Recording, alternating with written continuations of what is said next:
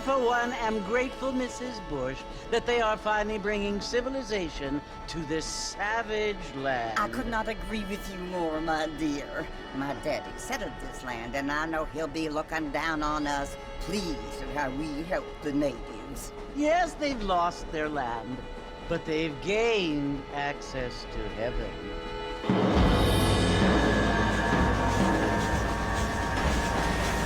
But Father, do you mean unless an innocent receives communion, they're destined to go to hell? That hardly seems fair. What I mean to say, Jenny, is that there is a great deal of difference between an innocent and a savage. I never thought of it that way. Yes, they lived like animals, but they're happier now.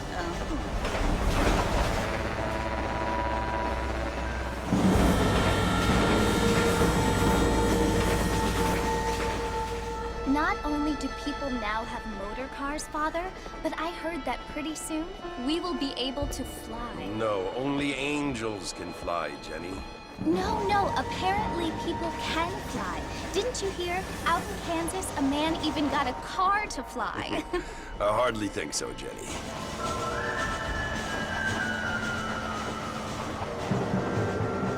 Apparently, Mr. Johns wants to run for governor, which is why he's so concerned with cleaning up the state. Nate Johns. Yes. His family is nothing but hillbilly trash that came here after the war. I don't want to be judgmental, but this state should not be ruled by such a disgusting family. A family without class. Apparently. The Johns family have made a lot of money, and he has a lot of friends in politics. Mrs. Bush, money isn't everything. There are many things that money cannot buy. It seems that money can buy voters, though.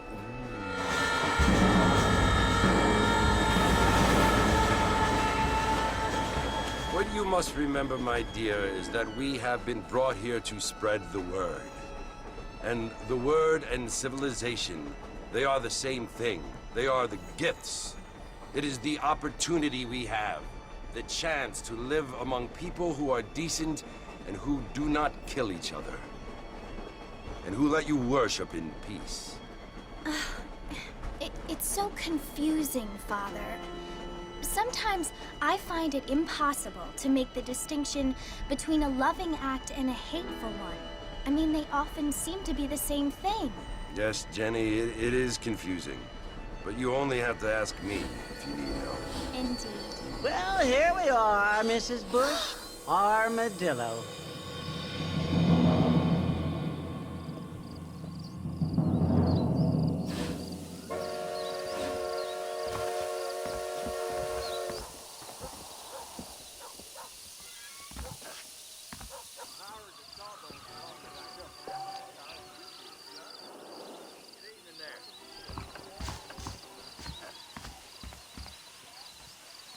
I guess I'm having an unpleasant day, too. Should be more careful. We're all sinners.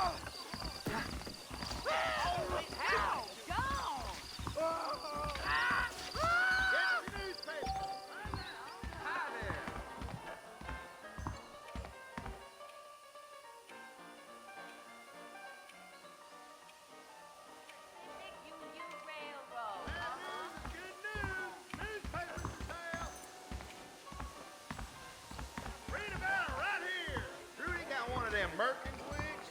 Looks like a dead critter.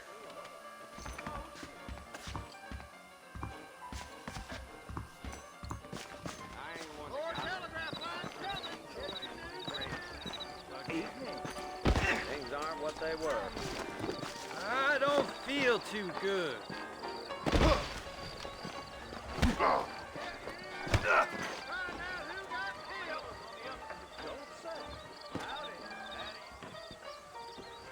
If my dad had hurried up and died earlier, I might have been able to find a better.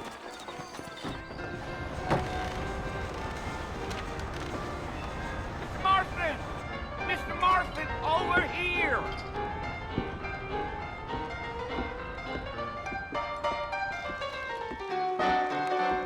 You must be John Marston. Sometimes. I'm Jake. Your friends from Blackwater hired me to guide you. They ain't my friends, but pleased to meet you, Jake. I got the horses saddled up and ready out front.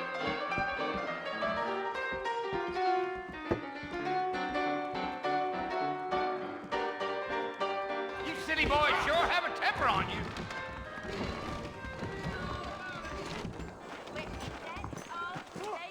I ordered some fancy things from Spalding's, but they darn well never arrived. I ain't so sure about that. All righty, Mr. Marston, let's get it. Easy on the spurs now. We don't need to draw undue attention. You got a problem with that saddle, Mr. Marston? Yeah. Really? Are you planning on spending any time in Armadillo, Mr. Marston? You.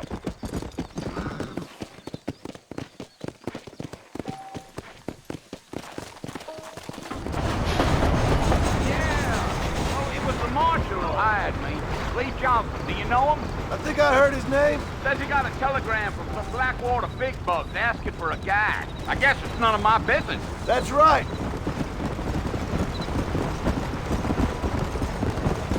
You ain't very talkative, are you? Nope. I'm just chewing the dog, mister. It's how I am.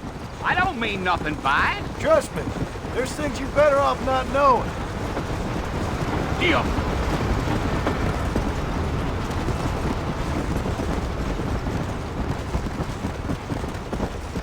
You don't look much like no Blackwater fella. That's because I ain't. If I'm being honest, I don't care much for those highfalutin big city types.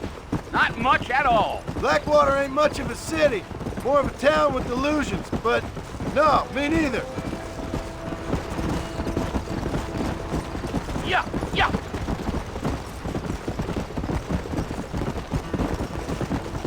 A fella told me he was out in Blackwater a few months back and saw one of them newfangled carriages without horses. Is that so? And you wind them up like a clock.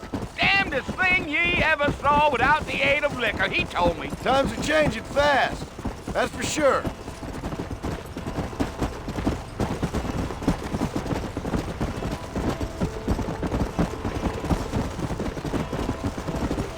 So who's this friend you're looking for? Nobody you need to concern yourself with. Never you mind all my questions, Mr. Marston. I just reckon you might be barking at a knot heading for the fort. We'll see when we get there. Well, I sure as hell ain't sticking around.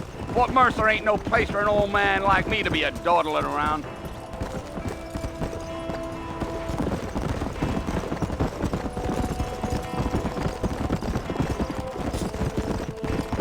You got a look that tells me you're not much in the mood for John.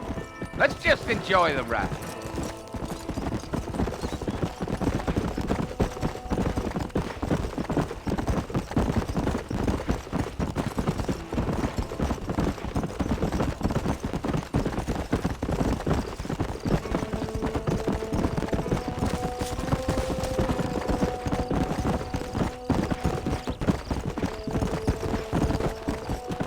I'll tell you, Mr. Marston, those coyotes eat better than I do. Not far now, Mr. Marston. The fort's just over this hill.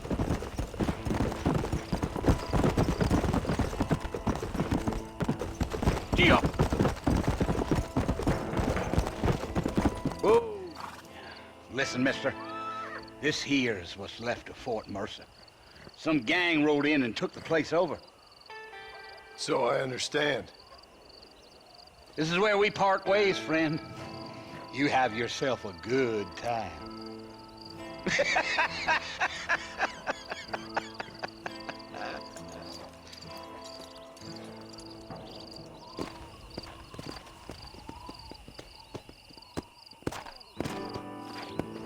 Come!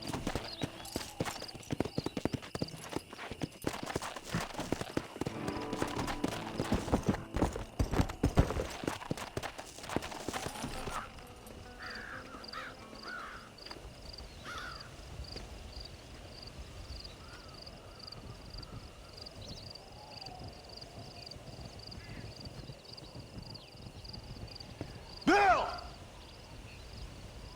Bill, I've come for you! Bill Williamson! Come out here right now! Go away now, John. Don't make me kill you. Nobody needs to kill anyone, Bill.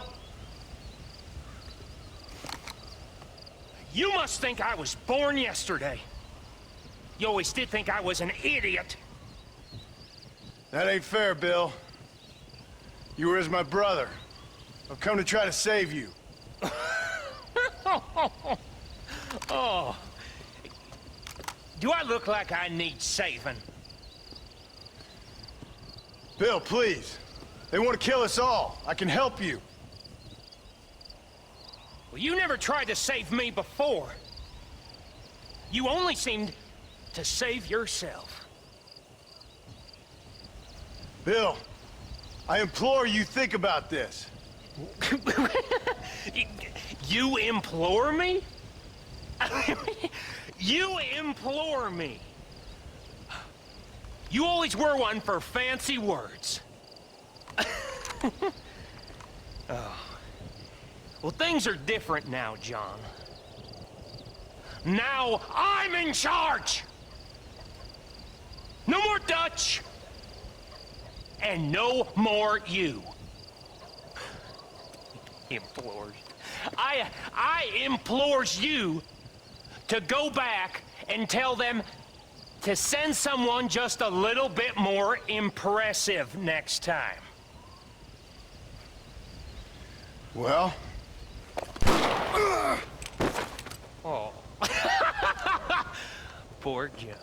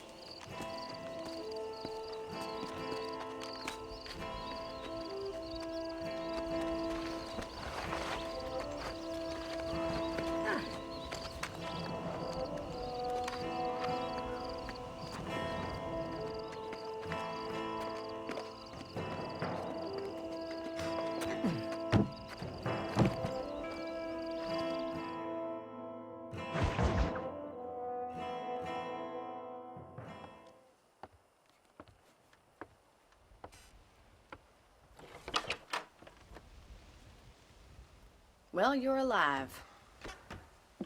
So it would seem. So, how do you feel? I don't know the polite word for it. I do. Stupid is the word we use around here. What were you doing? I was doing something stupid. Well, you'll be okay. Once you didn't die, the doctor said you'd be fine. He got the bullets out a couple days ago. Good. It cost us $15. I'm sorry, madam. Should have left me there to die.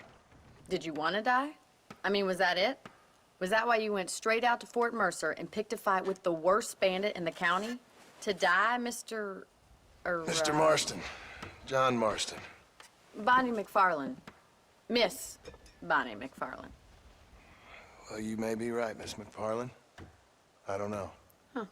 So what were you doing? I was trying to give Mr. Williamson a chance.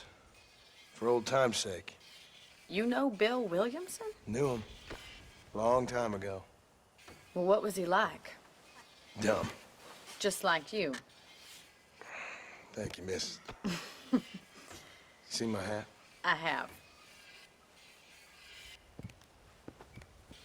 And, what will you do now? Now I'm gonna take my time and go after him the less kind way. Well, that sounds very fun, Mr. Marston. Quite heroic, just like in those penny dreadfuls my brother used to read. Meanwhile, if you'll excuse me, I've got a ranch to run. Of course, if you're feeling better, why not take a ride with me later and help me patrol the perimeter? You can earn back some of that money we wasted on doctor's bills. Of course. And thank you for saving my life, I mean. Next time, Mr. Marston, I strongly recommend you don't try to lose it quite so earnestly. I'll bear that in mind. It does look good on one picture, gentlemen. I won't know.